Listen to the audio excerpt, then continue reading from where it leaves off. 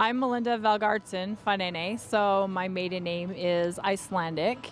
I do have Icelandic heritage, and we just got involved a few years ago because we love Iceland and we love Iceland Days, and so we helped with kicking off the Fire and Ice Festival to try and bring the community out to really put Iceland and the Iceland community here in Spanish Fork on the map.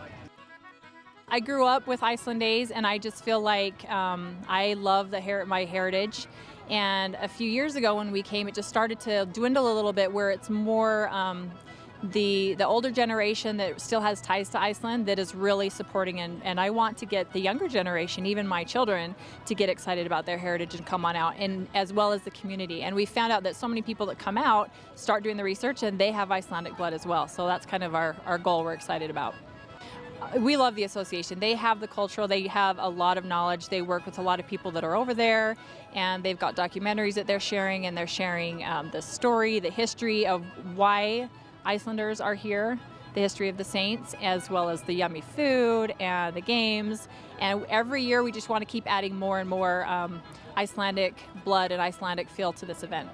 It's all year that we put into it. It kind of takes all year to put it together, and it's been great working with the association because they've got a lot of the cultural side of it. But we are searching and constantly on the lookout for Icelandic-owned businesses, either that they are from there and coming out and sell their goods. We'd love to get more of that. But if there is a local Iceland business owner that wants to come out, that makes it even more authentic. My name is Josh Reed, and I am good friends with the founders of this festival, and they said they were looking for somebody and thought I would be a good fit. I started Redbeard's Woodworks when I was in high school as a sophomore. Just started turning pens in the basement in my bedroom and have grown from there. And so I've got a little shop in the backyard, and I make all sorts of custom items.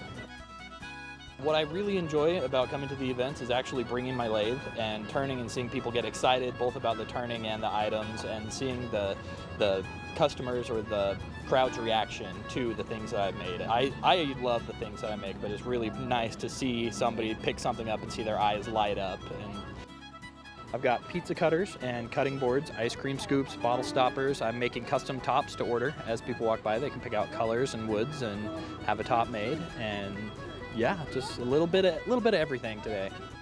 The tops are about a minute and a half to do a pizza cutter handle. It's about 15 minutes start to finish. When I'm at home in my shop with all the tools around me, it depends on other things. Pens I've got down to about 10 minutes. So with years of practice, you learn the little tips and tricks on how to speed things up. For my company, this is one of the times when I can get some exposure. I have a website and I have word of mouth and Facebook.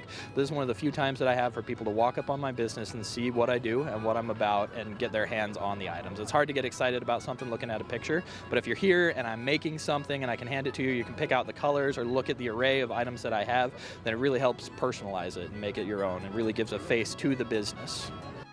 My favorites are always the food, of course. I'm glad we don't have rotten shark. That's not my most favorite, but it takes the toughest people to be able to eat that, the Icelanders, of course.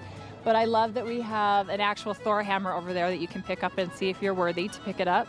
And we have an Icelandic little young entrepreneur. He's 7 years old, and so we would love to get more kids out here as well.